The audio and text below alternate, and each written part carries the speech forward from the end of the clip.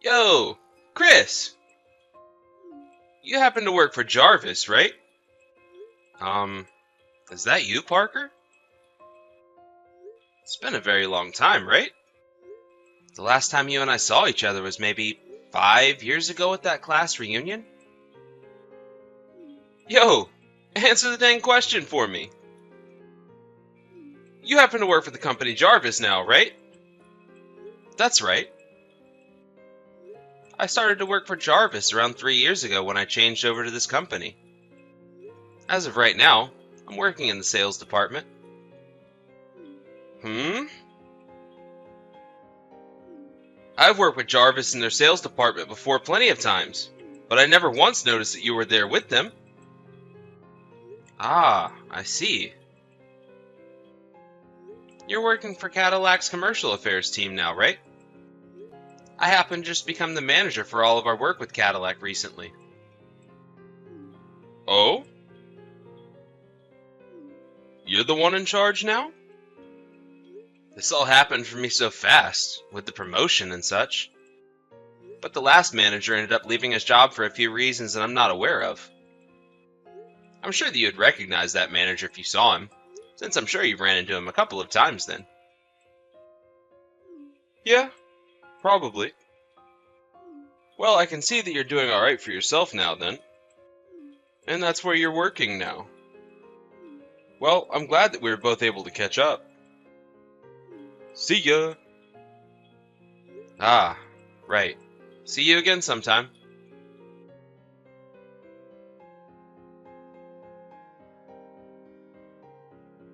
Parker? Do you have some time to chat with me? Huh? When I'm over at Cadillac trying to deal with some important work, do you mind not putting me in headlocks all the time? Or coming up behind me and hitting me in the back? Yo, Chris. You need to start calling me Mr. Parker from now on. I'm the one who has a position above your own now. Don't you dare think you can call me by my name without adding some form of formality to it, you lowlife. What are you talking about? Jarvis and Cadillac don't have that kind of connection with one another. No, I'm the leader of the team that deals with you guys now, and I've decided that I can do whatever I want when it comes to all of you. You became the leader? And if you were just to take a look at the size of this company compared to Jarvis, you'd know better than to think you were on the same level as me. No matter what you try and say, Cadillac is seen as the company on top of Jarvis. So all you guys are over there is a contractor to us. I don't believe either one of the companies we work for had that kind of relationship with the other, actually. Hey, you need to be more formal with me. You'd better start thinking of how to talk to me like I'm your boss. Well, anyway, what I'm wanting to talk with you about is related to our work. So can you please stop speaking such nonsense to me? Huh? What did you just say to me? You've always kind of been this way to me, ever since middle school. And not just me, I suppose, but to everyone you're ever around. You forget to think about how others feel about you, and will do anything and everything for yourself without a bother in the world. Back in middle school, you happened to make a lot of trouble for one of the teachers who was pregnant at the time, and got kicked out of her class. And there were plenty of other times there as well where you had to go to detention for being rude and obnoxious to everyone else. You even ended up being suspended that one time for causing a scene in the lunchroom by pushing someone else over while they were carrying your lunch tray. I guess you really never learned that from suspension anyway, so it was probably better to take another approach as trying to make you behave, but anyway, have you still not noticed that your kind of nonchalant behavior about everything is not helpful to those around you? Huh? Who gives a crap about everyone around me? Because I feel that they have a problem, they can bring it up with me.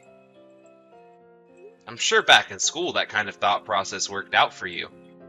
But we're adults now working in two very large companies. You contractors and your preaching always takes way too long. I told you that I'm not a contractor to your company. I understand that you and I have history all the way back to middle school, but at the moment, all we are to one another is business partners. Or, well, customers.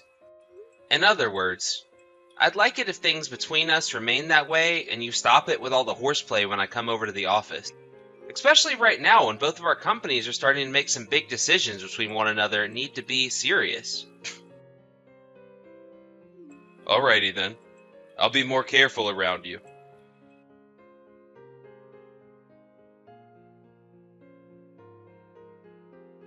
Oh, Chris, you've made it. Just like that other man that was working as the manager for relations between my company and yours. You happened to give a good meeting about those plans there. But listen, bud. What the hell do you think you're doing bringing plans up like that to my company when you're just a contractor to us? You trying to make a point there? Ah, I see. I'm betting you thought that to prove that both of our jobs are equal to one another, you decided to bring in those plans and make a whole meeting up about them to show everyone here you're more than a contractor. Well, it's because of thinking like that I'll never be able to take you low-life contractors seriously over here. Alright, this is my chance to make a move. I'm going to help you understand just the position a manager like you is really in, Mr. Contractor. I hope you're looking forward to this, because I sure am.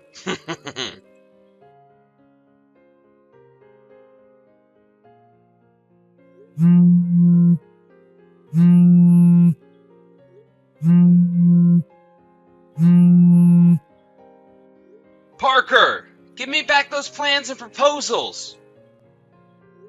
I'm planning to use all of those again for today's meeting.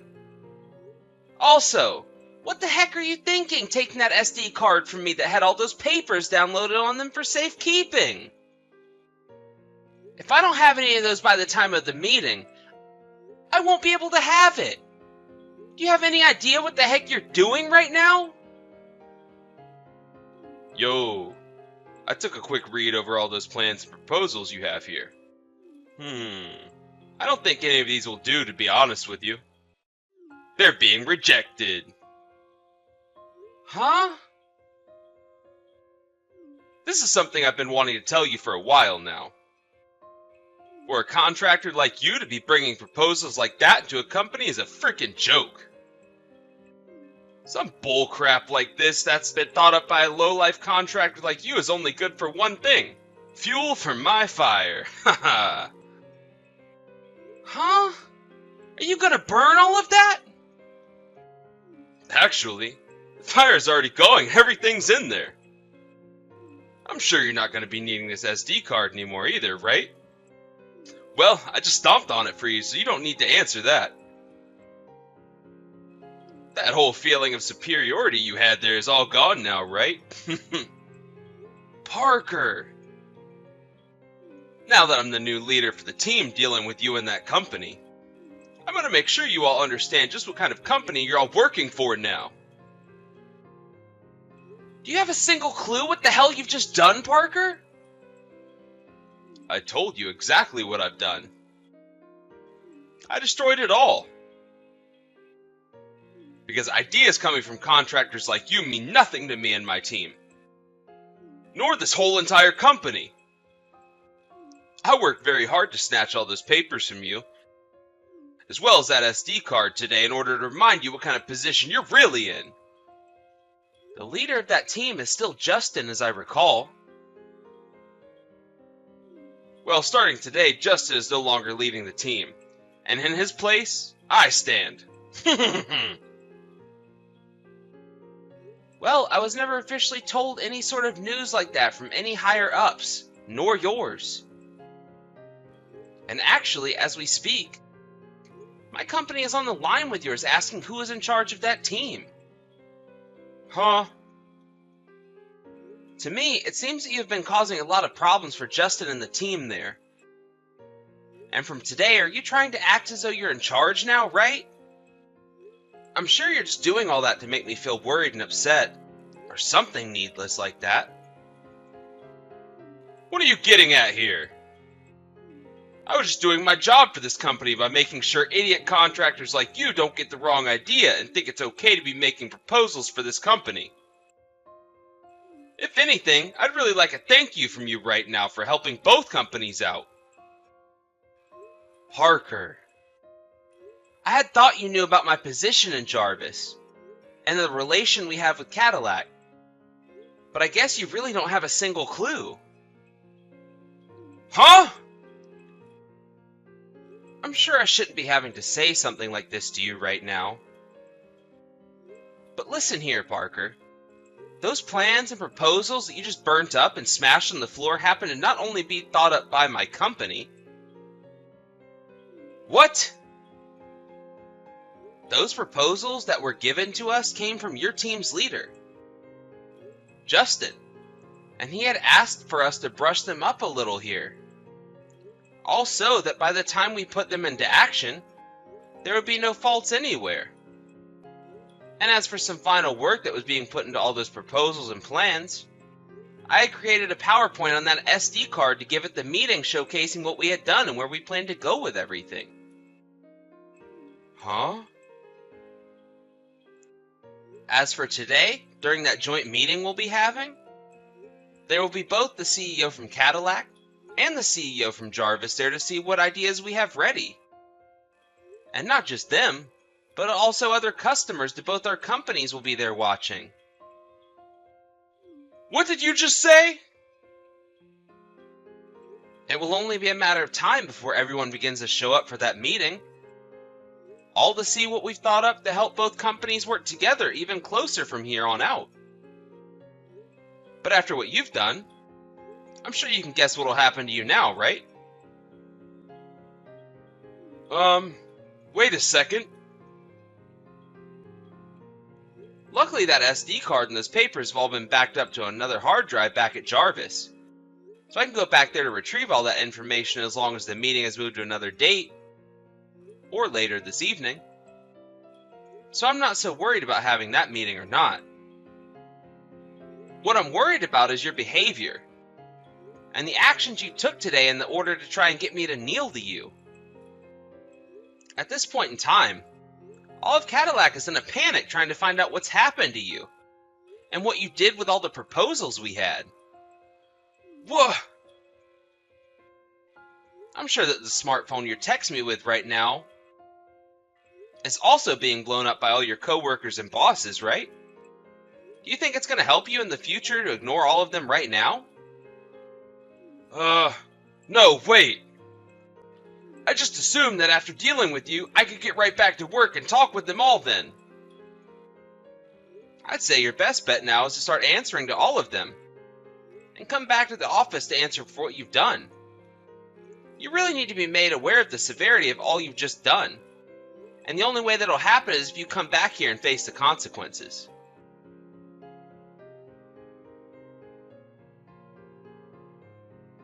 Chris! Do something about all of this for me! What do you want from me? Right now my uncle is completely pissed at me. If things keep escalating like they have been, I might end up getting fired from my job here. That's right. You so happen to be the nephew of one of the directors within Cadillac. And that's the whole reason you were even able to get a job there in the first place, right? So far, your uncle has apologized for all your actions there many times over. Huh? He's apologized for me? Have you finally come to an understanding of the predicament you're in right now? No way! I was finally able to get a decent job at a company like this, and have been racking in even more money than I ever imagined I'd be able to. Because of my connection to my uncle, I was even able to get a raise and everything. And the job has been so simple for me that I barely feel as though I'm working at all when I'm here. I don't want to be thrown out of a job that's easy as this one. Well, what would it mean to you if that uncle of yours is no longer a director there? What? Due to all the trouble you've caused this time by ruining the meeting we were supposed to have, and almost destroying all the work Jarvis and Cadillac had worked for, Your uncle had to really step in and take responsibility for you. Huh? Are you kidding me? And, well, this was the last straw for the company and your uncle, so they terminated him already. One other thing. That leader, Justin, that you've been trying to take the spot of forcibly, happens to be the grandson of your CEO. Are you freaking kidding me? The rest of this is probably things I shouldn't really be talking about with you. But you have to understand that you're acting like a spoiled brat that thinks they can get away with anything within that company. It's not acceptable by any means, right? No. No. This is all a lie. I was just wanting to make the workplace more lively. And that's why I did a bunch of things like that to spice things up a bit. And when I started to work on the team dealing with you and that company, I hated to think that some contractor like you would have the balls to try preaching to me like that. That's not a good way of thinking about Cadillac and Jarvis's partnership. Really shows just how horrible of a person you really are, Parker. What? You have not grown up one bit since we first met back in middle school, and that's just sad. If anything, you've only gone backwards in terms of personal growth, and it's felt like I've been dealing with a preschooler when I'm around you here. What the hell did you say? I'm sorry, but I have a meeting to get to now. Huh? Why do you have to go to a meeting all of a sudden? Well, due to your outburst yesterday, along with your actions, the meeting between both our companies had to be delayed until today. For crying out loud! Don't you dare leave me with no help when I'm about to lose my job!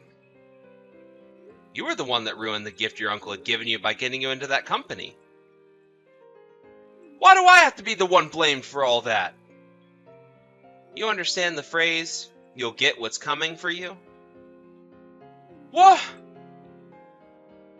Other than the things I've just said to you, there's nothing else I'd like to talk with you about. I'll be going now. Frick!